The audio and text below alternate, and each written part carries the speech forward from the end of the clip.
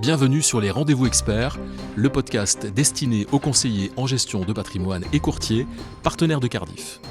La question que se pose tout investisseur, c'est comment constituer une allocation d'actifs performante. Il y a pléthore de possibilités et justement parfois on manque un peu de visibilité ou d'analyse. Alors nous allons évoquer aujourd'hui dans les Rendez-vous Experts l'investissement à l'international.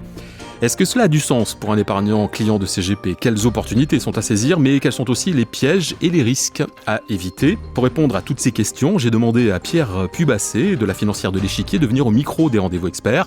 Bonjour Pierre Pubasset, merci d'avoir accepté notre invitation. Merci d'accueillir la Financière de l'Échiquier. Pierre, nous allons tout d'abord redéfinir ce qu'on entend par gestion internationale.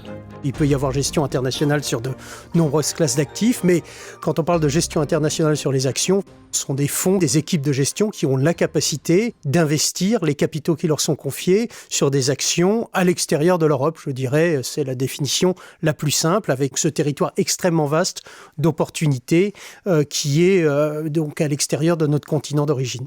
Donc on va considérer que c'est un autre moyen de diversifier son portefeuille parmi tous les moyens qui existent aujourd'hui. Mais est-ce que vous pouvez comprendre que certains clients peuvent avoir d'une réticence par rapport à ce marché qui est vaste, qui est énorme, et le fait de savoir où aller, comment le faire, comment ça se passe exactement ? Je pense que c'est pour ça qu'il faut se faire accompagner par des spécialistes. Je pense qu'effectivement, aborder ce territoire-là seul dans son coin, c'est extrêmement compliqué. Je pense qu'il faut faire confiance à une maison qui a d'une part une expérience qui est prouvée. On a la Financière de l'Échiquier, ça a commencé en 2010. On a des équipes qui sont spécialisées, des équipes internationales qui travaillent sur ce sujet-là. Après, bien sûr, on ne va pas aborder la totalité du territoire, qui est extrêmement vaste, comme vous le dites, extrêmement diversifié. Il y a des pays émergents, il y a des pays très émergents, mais il y a aussi des pays développés, des pays qui ont des scénarios de développement qui sont rapides et qui sont des territoires d'investissement très intéressants.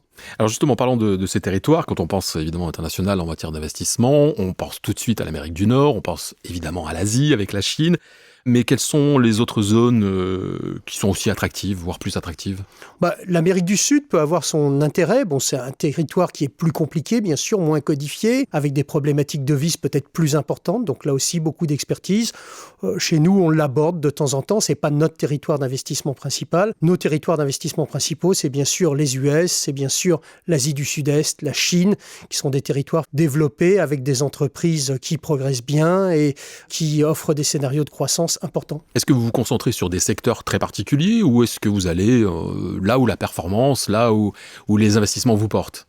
Alors, on va privilégier effectivement un compartiment spécifique qui sont les valeurs de très forte croissance. Ce qui nous semble intéressant, quitte à s'exposer hors de l'Europe, c'est d'aller chercher des véhicules qui permettent de multiplier la croissance mondiale. Et donc, on va réduire ce territoire d'investissement. Et puis après, on va aussi aborder cette thématique de l'investissement international à travers des thématiques telles que l'intelligence artificielle, la robotique ou ce qu'on appelle Next Leader, qui sont des fonds multithématiques qui permettent à nos partenaires de devenir actionnaires à travers nous d'entreprises qui bénéficient de tendances très très fortes. Alors Pierre Pubasset, on le comprend bien en vous écoutant, la Financière de l'Échiquier a fait de l'investissement international une de ses expertises, un de ses piliers d'investissement. Quels sont les moyens que vous mettez en place justement alors pour réaliser votre gestion de fonds et en termes de stratégie, comment vous procédez en fait ? Sur l'Europe, la Financière de l'Échiquier existe depuis 1991. On a commencé à développer nos premières solutions pan-européennes au début des années 2000. On s'est intéressé aux valeurs de croissance et puis rapidement, on a une frustration, c'est de se dire finalement pourquoi condamner nos investissements simplement au territoire européen s'il y a des sociétés non européennes qui ont des profils attractifs pour nous investisseurs. Et donc, on a élargi un territoire de cette façon-là, en fait, en copiant des approches européennes. Et ça a été la naissance de notre expertise. Et puis, à partir de là, on a enrichi notre expertise avec des nouveaux spécialistes, toujours sur les thématiques de croissance. Et donc, aujourd'hui, on a une équipe de 5 personnes qui se consacrent à temps plein à ce territoire d'investissement. Est-ce que tout ce qui concerne l'investissement durable, l'ISR, etc., fait partie de vos critères de sélection ? Alors, l'ESG est au centre de nos préoccupations.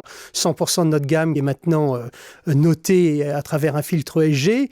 Donc, effectivement, on a toujours été très attentif à ces critères-là, entre autres à la gouvernance, qui est au centre de la méthode de la Financière de l'Échiquier, je dirais, quasiment depuis sa naissance. Parmi la gamme riche que la financière de l'échiquier propose aux investisseurs, quel est le fonds qui, d'après vous, en ce moment, mérite d'être mis en valeur par rapport à tout le reste ? Je voudrais recommander à nos auditeurs d'investir sur notre fonds World Equity Growth, donc un fonds qu'on a créé en 2010, maintenant qui a plus de 10 ans de track record, qui est un fonds extrêmement concentré, qui investit sur 20-25 valeurs avec beaucoup de mobilité et qui a un profil international et qui va sélectionner en fait en priorité des dossiers importants, des grandes valeurs, avec des capitalisations élevées et surtout qui va s'intéresser à leur profil de croissance et va sélectionner des dossiers sur lesquels on arrive à se projeter avec des croissances supérieures à 8%. C'est un groupe de valeurs qui est assez réduit en fait, si on le regarde à l'échelle mondiale et qui nous permet d'opérer et d'être efficace en tant qu'investisseur.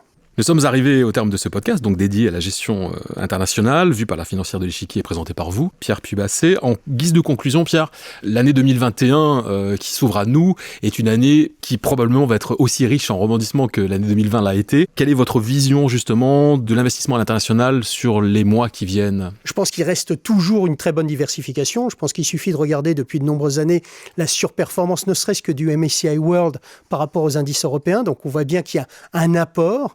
Je pense que les histoires, les thématiques restent toujours très très solides. On assiste à une accélération de parts de marché d'un certain nombre de métiers et d'un certain nombre d'entreprises. La diversification avec un positionnement à l'international me semble important dans une année probablement qui sera un peu plus équilibrée que l'année 2020 qui a fait la part belle à la croissance et à la digitalisation. Plus que jamais, je pense que ça devient obligatoire aujourd'hui pour un partenaire de diversifier son allocation avec des positions à l'international.